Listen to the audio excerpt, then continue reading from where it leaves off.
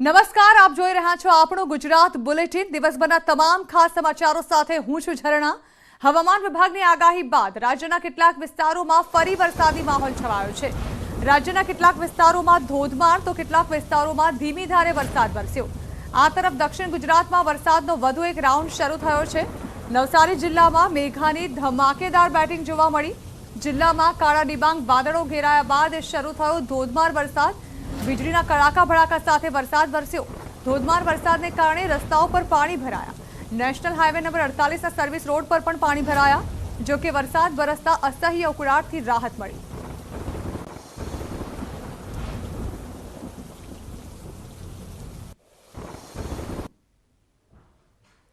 તો આ તરફ ડાંગ પંથકમાં વરસાદી માહોલ છવાયો છે। હવામાન વિભાગની આગાહી મુજબ સાપુતારાની તળેટી વિસ્તારમાં વરસાદ ખાબક્યો। કેચમેન્ટ વિસ્તારમાં પડેલા વરસાદને કારણે માટીનું ધોવાણ થયું। ખાડી અને કોતરડામાં માટી સાથે વરસાદી પાણી વહેતું દેખાયું। તો ભાવનગરમાં ભાદરવાના અંતમાં જામ્યો વરસાદી માહોલ। હવામાન વિભાગની વરસાદના બીજા રાઉન્ડની આગાહીના પગલે જિલ્લાના વાતાવરણમાં પલટો આવ્યો। શહેરમાં સવારે વરસાદ થયો હતો, જ્યારે કે બપોર બાદ ફરી વરસાદનું આગમન થયું। શહેર ઉપરાંત તાલુકા પંથકમાં પણ ધીમી ધારે વરસાદ શરૂ થયો। ભાવનગરમાં ગોરંભાયેલા વાદળો વચ્ચે વરસાદ તૂટી પડ્યો। તમામ વિસ્તારોમાં વરસાદ સાંજથી શરૂ થયો। ભાવનગર શહેરમાં અચાનક વરસાદ વરસ્યો હતો। વાતાવરણમાં પલટો આવ્યો હતો અને સાંજે 5:30ની આસપાસ વરસાદ તૂટી પડ્યો હતો। તો શહેરના મોટાભાગના વિસ્તારોમાં વરસાદ શરૂ થયો હતો। આકાશમાં રહેલા વાદળો હજુ પણ સતત વરસતા રહે તેવી પૂરી શક્યતા દેખાઈ રહી છે। અમરેલી જિલ્લાના લાઠી શહેરમાં પવન સાથે વરસાદ શરૂ થયો। ઘનઘોર વાદળો વચ્ચે વરસાદ વરસ્યો। બપોર બાદ અચાનક વાતાવરણમાં પલટો આવ્યો હતો। પવન સાથે વરસાદ વરસતા વાતાવરણમાં ઠંડક પ્રસરી। તો અમરેલીના વડિયા, કુકાવાવ, મોટા આખડિયામાં પણ ધોધમાર વરસાદ વરસ્યો। જોરદાર પવન સાથે સમી સાંજે અહીં મેઘરાજા ખાબક્યા અને પળવારમાં જ રસ્તા પર પાણી ફરી વળ્યા। આ વરસાદ ખરીફ પાક માટે કાચા સોના સમાન છે। તો મહીસાગર જિલ્લામાં વાતાવરણમાં પલટો આવ્યો। સમગ્ર જિલ્લામાં છવાયું વાદળછાયું વાતાવરણ। લાંબા વિરામ બાદ વરસાદનું આગમન થયું। લુણાવાડા નગર સહિત ગ્રામ્ય વિસ્તારમાં છૂટોછવાયો વરસાદ વરસતા ગરમીથી આંશિક રાહત મળી।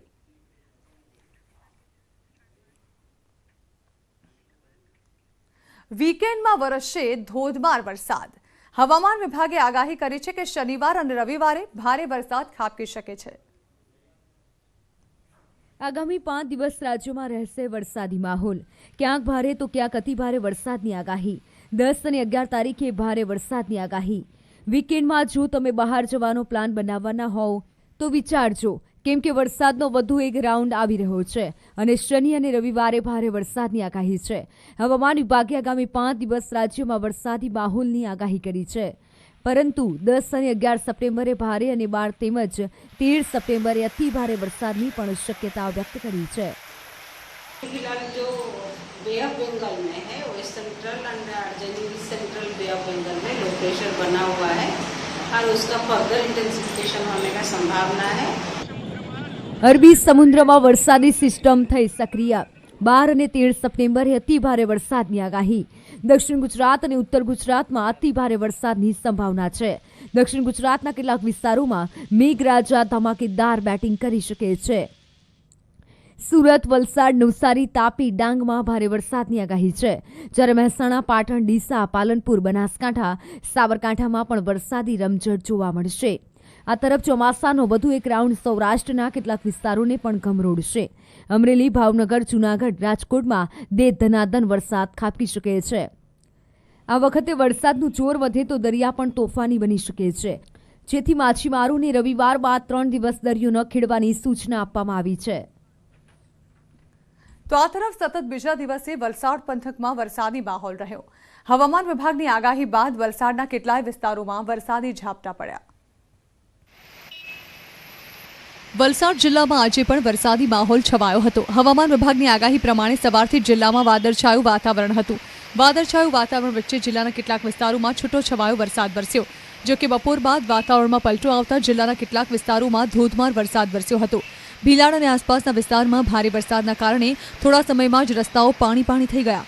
બપોરે કાળા ડિબાંગ વાદળો વચ્ચે ધોધમાર વરસાદ વરસતા વિઝિબિલિટી પણ ઓછી થઈ ગઈ હતી। ધોધમાર વરસાદની વચ્ચે દિવસે પણ વાહન ચાલકોએ લાઇટનો સહારો લેવાની ફરજ પડી હતી. બપોર બાદ વલસાડ જિલ્લાના વલસાડ શહેર, વાપી, ભીલાડ, ઉમરગામ સહિત પડોશી સંઘ પ્રદેશ દમણ અને દાદરાનગર હવેલીમાં પણ વરસાદી માહોલ છવાયો હતો. તો આ તરફ દક્ષિણ અને મધ્ય ગુજરાતમાં મેઘ સવારી આવી પહોંચી. પંચમહાલ અને દાહોદમાં પણ વરસાદી ઝાપટા પડ્યા. વાપી, વલસાડ, પારડી અને ભીલાડ સહિતના વિસ્તારોમાં કાળા ડિબાંગ વાદળો વચ્ચે ધોધમાર વરસાદ વરસ્યો. ભારે વરસાદના કારણે વાપીના નીચાણવાળા અનેક વિસ્તારોમાં રસ્તાઓ પર પાણી ભરાયા. સાથે જ વાપીનું રેલવે ગરનાળું પણ બેટમાં ફેરવાઈ ગયું. ગરનાળામાં પાણી ભરાઈ જતા વાહન વ્યવહાર બંધ થઈ ગયો. રસ્તાઓ પર પણ જળભરાવ થતાં અનેક વાહનો વચ્ચે જટવાઈ ગયા. કેટલાક વિસ્તારોમાં ટ્રાફિક જામના પણ દ્રશ્યો સર્જાયા. બપોર બાદ દાહોદ જિલ્લામાં વાતાવરણમાં પલટો આવ્યો. વાદળછાયા વાતાવરણની વચ્ચે મેઘરાજાની એન્ટ્રી થઈ. લીમખેડા નગર તેમજ ગ્રામીણ વિસ્તારમાં છૂટો છવાયો વરસાદ વરસ્યો. તો આ તરફ પંચમહાલ જિલ્લામાં પણ છૂટાછવાયા વરસાદી ઝાપટા પડ્યા. વિરામ બાદ ફરી મેઘરાજાએ એન્ટ્રી કરતા ગરમીથી રાહત મળી, પરંતુ ખેડૂતોની ચિંતામાં વધારો થયો. આણંદ જિલ્લાના ખંભાત, કરમસદ, વિદ્યાનગરમાં વરસાદી ઝાપટા પડ્યા. લગભગ 1 મહિનાના વિરામ બાદ ફરી મેઘમહેર થતા વાતાવરણમાં ઠંડક પ્રસરી. તો આ તરફ નવસારી અને સુરેન્દ્રનગરના ધ્રાંગધ્રા પંથકમાં ધોધમાર વરસાદ ખાબક્યો.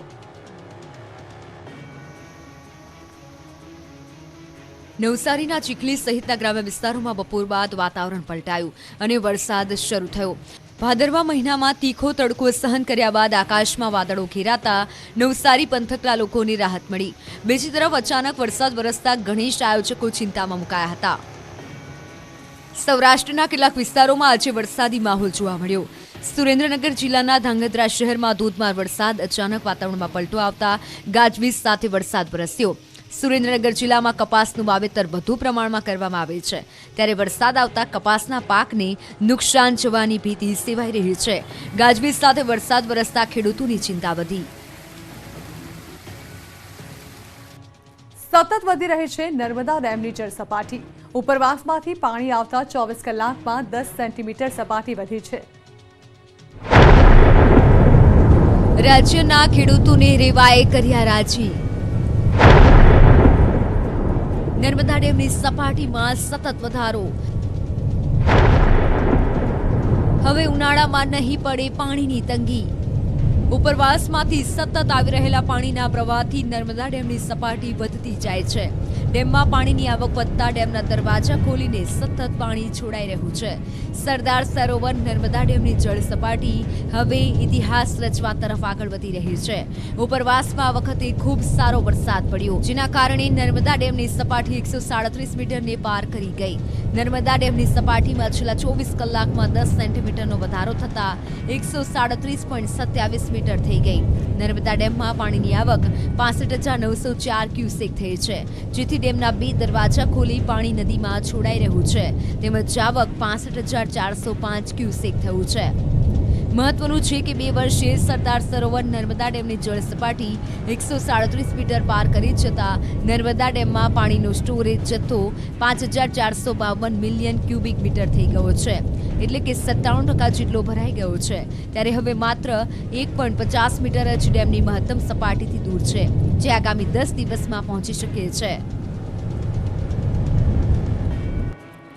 તો રાજ્યના કેટલાક વિસ્તારોમાં વરસાદી માહોલ છવાયેલો જોવા મળી રહ્યો છે, ત્યારે ડાંગ પંથકમાં પણ વરસાદી માહોલ છવાયો છે. હવામાન વિભાગની આગાહી મુજબ સાપુતારાની તળેટી વિસ્તારમાં વરસાદ ખાબક્યો છે. કેચમેન્ટ વિસ્તારમાં પડેલા વરસાદને કારણે માટીનું ધોવાણ થયું છે. ખાડી અને કોતરડામાં માટી સાથે વરસાદી પાણી વહેતું દેખાયું. જ્યાં એક તરફ ડાંગ જિલ્લો ચોમાસા દરમિયાન પ્રકૃતિ ત્યાં સોળે કળાએ ખીલી ઉઠતી હોય છે, હજુ પણ વરસાદે વિરામ ન લઈ દેતા અહીં હવામાનની આગાહી મુજબ સાપુતારાની તળેટી વિસ્તારમાં વરસાદ ખાબક્યો હતો. અહીં કેચમેન્ટ વિસ્તારમાં પડ્યો હતો વરસાદ, જેને કારણે વિસ્તારમાં માટીનું ધોવાણ થયું હતું, એટલે કે જે વરસાદી માહોલ છવાયો હતો અને વરસાદી પાણી વહેતા હતા તે ખાડી અને કોતરડામાંથી વહેતા દેખાયા.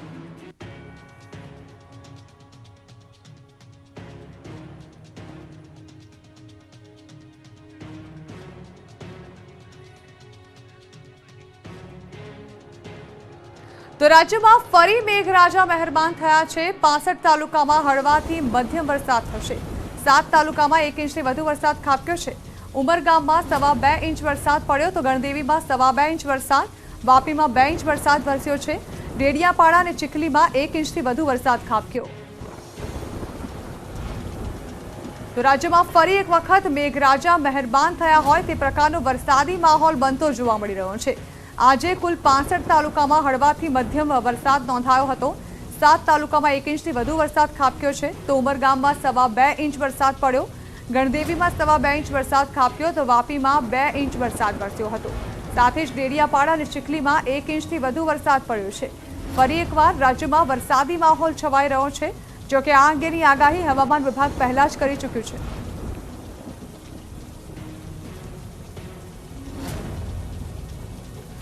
ગોંડલમાં આંકડાનો આતંક એટલી હદે વધ્યો છે કે એક વૃદ્ધને જીવ ગુમાવવો પડ્યો. આંકડાનો આતંક સીસીટીવીમાં કેદ થયો. ગોંડલમાં પ્રૌઢે લાકડી ફટકારતા આંખલો ઉશ્કેરાયો અને શિંગડા ભરાવી પ્રૌઢને ફૂટબોલની જેમ ઉછાળ્યા. સીસીટીવીમાં કેદ થયેલા આંકડાના હુમલાના દ્રશ્યો હચમચાવી નાખે તેવા છે. સીસીટીવી ફૂટેજમાં જોઈ શકાય છે કે વૃદ્ધ પોતાના ઘરની આસપાસ ફરી રહેલા એક આંકલાને લાકડી વડે દૂર ખસેડવાનો પ્રયાસ કરી રહ્યા છે. આ દરમિયાન આંકલાએ અચાનક જ વૃદ્ધ પર હુમલો કરી દીધો. ખૂંખાર બનેલા આંકલાની એક જ ઢીંકથી વૃદ્ધ હવામાં ઉછળે છે અને ત્યારબાદ જમીન પર પટકાય છે. જમીન પર પટકાયેલા વૃદ્ધને ગંભીર ઇજાઓ પહોંચતા હોસ્પિટલ ખસેડાયા, પરંતુ હોસ્પિટલમાં જ તેઓનું પ્રાણ પંખેર ઉડી ગયું. રસ્તે રખડતા આંખના લોકો માટે પ્રાણઘાતક સમાન બનતા જાય છે. આ વૃદ્ધના પરિવારે 2.5 થી 3 લાખનો ખર્ચ કર્યો, છતાં જીવ ન બચાવી શક્યા. એવી પણ માહિતી મળી છે કે ગોંડલના જ વિસ્તારમાં આંકલાએ એક જ દિવસમાં 4 જેટલા લોકોને અડફેટે લીધા હતા. રાજકોટ અને ગોંડલ શહેરમાં રખડતા આંકલાઓનો ત્રાસ અસહ્ય બનતો જાય છે. તો બીજી તરફ દીપડાના હુમલાથી લોકોમાં ફફડાટ ફેલાયો છે. પંચમહાલ પંથકમાં દીપડાએ બાળકીનો શિકાર કર્યો. રાજ્યમાં દીપડાની દહેશત સતત વધી રહી છે. આ વખતે પંચમહાલમાં દીપડાએ બાળકીને નિશાને લીધી. પંચમહાલના વાવકુલ્લી ગામમાં દીપડાએ 4 વર્ષીય બાળકીનો શિકાર કરતા ગામમાં ભયનો માહોલ સર્જાયો. બાળકીનો માત્ર માથાનો ભાગ જ મળી આવતા પરિવારમાં આક્રંદ છવાયો. તો બીજી તરફ વન વિભાગની કામગીરી સામે ગ્રામજનોમાં ભારે રોષ ભભૂકી ઉઠ્યો. વન વિભાગ બાળકીની શરીરના અન્ય ભાગની શોધખોળમાં લાગ્યું. પરિવારજનોનો વિરોધ અને આક્રોશ વચ્ચે બાળકીનો માથાનો ભાગ પોસ્ટમોર્ટમ માટે મોકલાયો. તો આ તરફ ડાંગમાં દીપડીના બચ્ચા સાથે દેખાઈ. આહવાથી ગલકુંડને જોડતા માર્ગ પર દીપડી બચ્ચા સાથે દેખાઈ. દેવીનાળ પાસે બચ્ચા સાથે દીપડી લટાર મારતી નજરે પડતા લોકોમાં ભયનો માહોલ જોવા મળ્યો. સ્થાનિક યુવાનોએ દીપડી અને બચ્ચાનો વિડીયો બનાવ્યો. કેટલો ખતરનાક લાગે. સીધા જે દિલ્હી કે જ્યાં પ્રધાનમંત્રી મોદી કર્તવ્ય પથનું લોકાર્પણ કરી રહ્યા છે.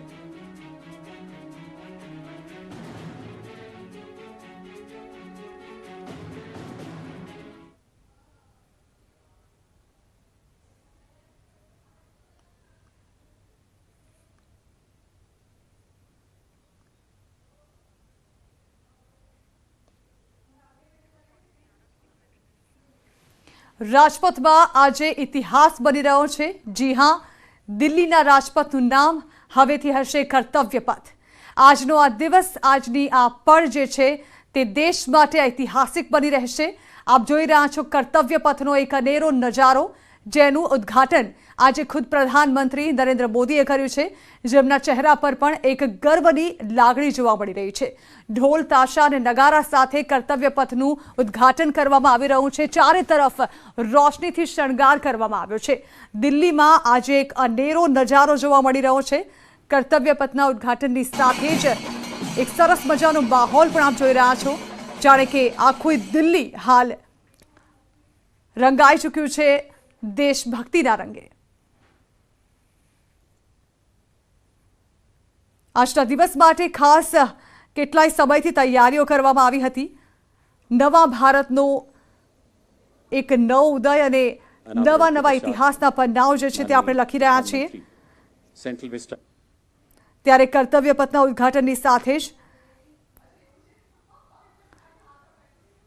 હાલ દેશને રાજપથનું એક નવું નામ મળ્યું છે. સાથે સાથે રાજપથનો હવે એક નવો લુક પણ લોકોને નજરે પડશે.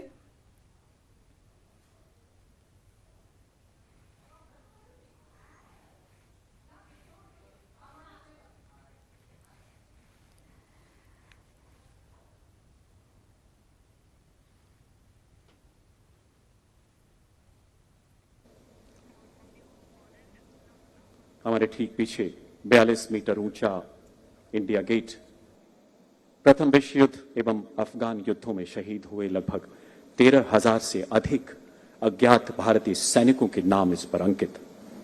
देवी और सज्जनों, आइए आपको सेंट्रल विस्टा एवेन्यू से रूबरू कराते हैं। एक नए परिवेश में देश को दी गई एक अनोखी सौगात। यहां आम जनता की सुविधा के लिए हर संभव स्थान पर वॉकवे का निर्माण किया गया है। आप देख किस प्रकार कैनाल्स पर ब्रिज का निर्माण किया गया है। आज कर्तव्य पथ पर आम नागरिकों के लिए 16.5 किलोमीटर का पैदल मार्ग प्रदान कर रहा कर्तव्य पथ। कहीं भी आपको लॉन पर चलने की बिल्कुल आवश्यकता नहीं। लेडीज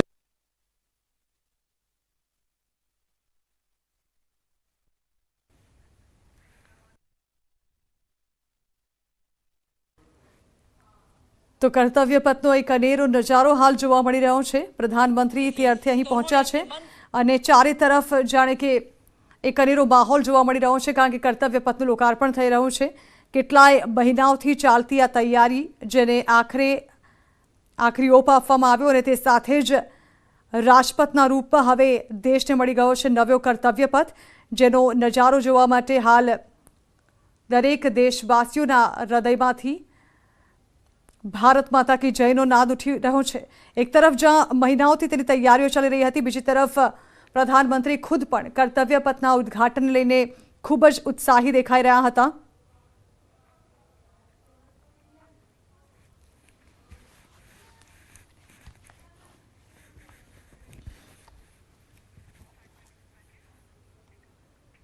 અને હવે જોઈએ અન્ય સમાચાર। તો વધુ એક સાધુએ સત્સંગ સભામાં કર્યો બફાટ। શિવજીનું અપમાન કરતા ભક્તોમાં ભભૂક્યો રોષ।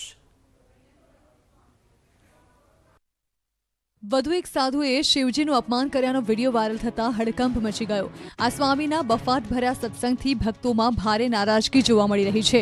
સાધુ રૂગનાથ ચરણદાસે મહાદેવ કુસ્તીમાં હાર્યા હોવાનો બફાટ કર્યો હતો। તેમના દ્વારા કરવામાં આવેલા બફાટનો વિડીયો વાયરલ થતા વિવાદ ઊભો થયો છે। સચ્ચિદાનંદ સ્વામીએ કરી બેલીપત્ર ચડાવવા ગયા તોય ના પાડી, પછી થોડીક વાર કુસ્તી કરી અને એમાં સચ્ચિદાનંદ સ્વામી જીતા। મહત્વનું છે કે અગાઉ સોખડા મંદિરથી જુદા થયેલા આનંદ સાગર સ્વામીનો શિવજી અંગે ટિપ્પણીનો વિડીયો સોશિયલ મીડિયામાં વાયરલ થતા વિવાદનો વંટોળ સર્જાયો હતો। હવે વધુ એક સ્વામીએ શિવજી વિશે અપમાનજનક ટિપ્પણી કરતા ચોતરફ વિરોધની આગ છે।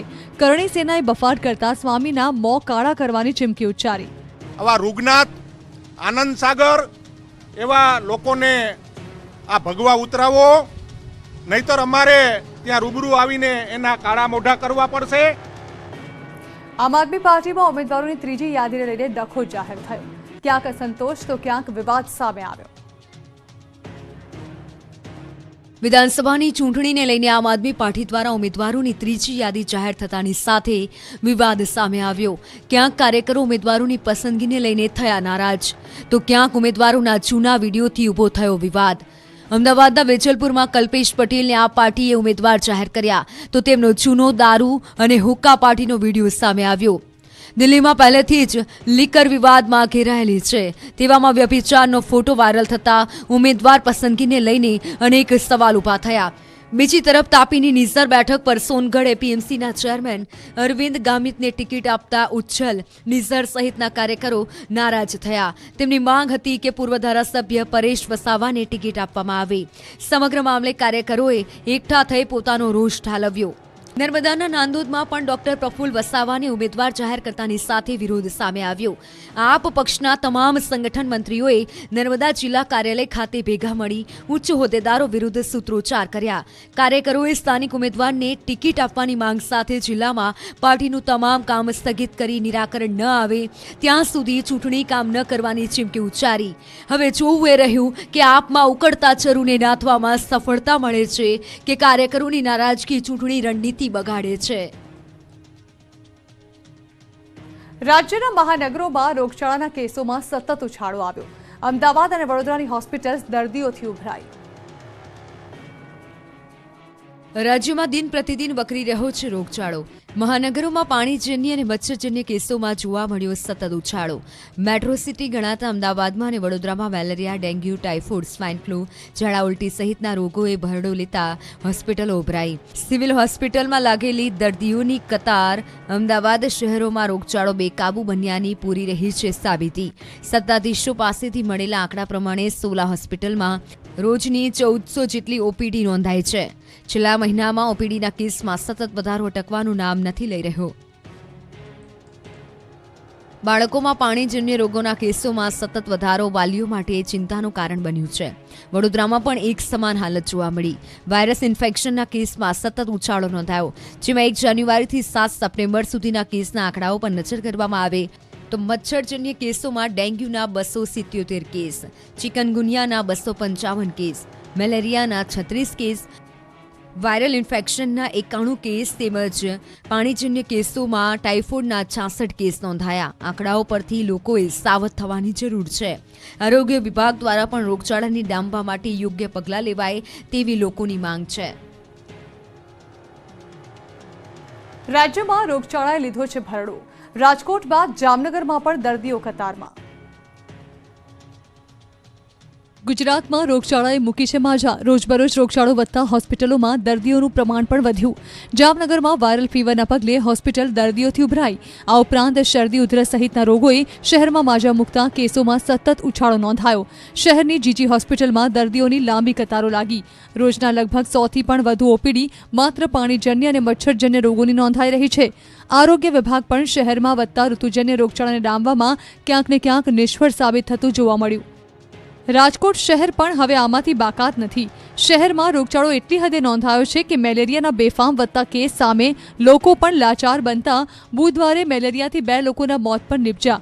જો કે વહીવટી તંત્ર પણ લોકોના મોત બાદ જાગ્યું. રાજકોટ સિવિલ હોસ્પિટલમાં પણ વહેલી સવારથી જ જોવા મળે છે ઓપીડીના કેસની લાંબી કતારો. દર્દીઓના કતાર જોતા શહેરની હાલતનો અંદાજો લગાવી શકાય છે. ખેતરોમાં સળવળી રહેલી આફતથી ધોરાજી પંથકના ખેડૂતોની ઊંઘ હરામ થઈ છે. મોઢે આવેલો કોળિયો છીનવાઈ જવાનો ડર છે.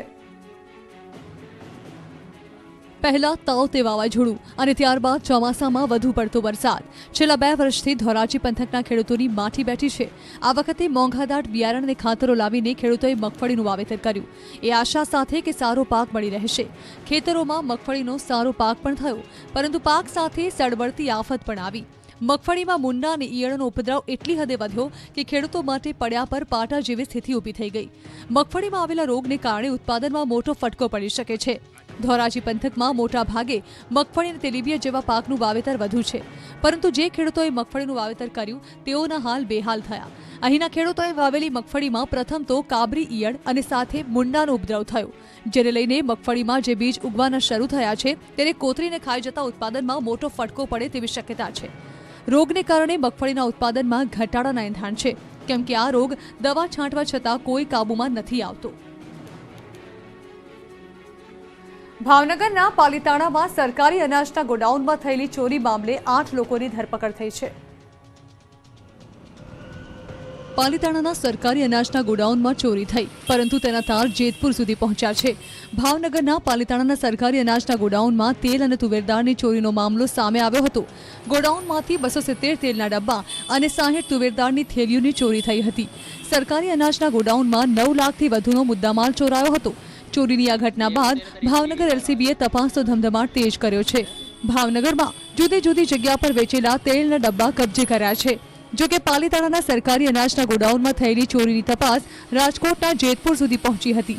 જેતપુરમાં રહેતા અને મૂળ મધ્યપ્રદેશના 5 મજૂરો અને અન્ય સહિત 8 લોકોની ધરપકડ કરવામાં આવી છે. ભાવનગર એલસીબી પોલીસે 170 તેલના ડબ્બા કબજે કરી 8 આરોપીઓની અટકાયત કરી ભાવનગર રવાના કર્યા. જો કે આ ચોરી મામલે અનેક સવાલો પણ ઉઠ્યા. સંપૂર્ણપણે રામ ભરોસે ચાલતા સરકારી અનાજના ગોડાઉનમાં તેલના ડબ્બાઓ અને તુવેરદાળની બોરીઓની ચોરી થઈ કેવી રીતે? નવાઈની વાત તો એ છે કે સીસીટીવી કેમેરા આવી ગયા હોવા છતાં પણ લગાવવામાં નથી આવ્યા. ગોડાઉનનો દરવાજો પણ તૂટેલો છે. ચોરાયેલો અનાજનો જથ્થો મધ્યાહન ભોજનમાં વપરાતો હતો. તો આ હતા રાજ્યના અત્યાર સુધીના તમામ ખાસ સમાચાર. વધુ સમાચાર વિસ્તારથી જોવા માટે આપ જોતા રહો ન્યૂઝ 18 ગુજરાતી.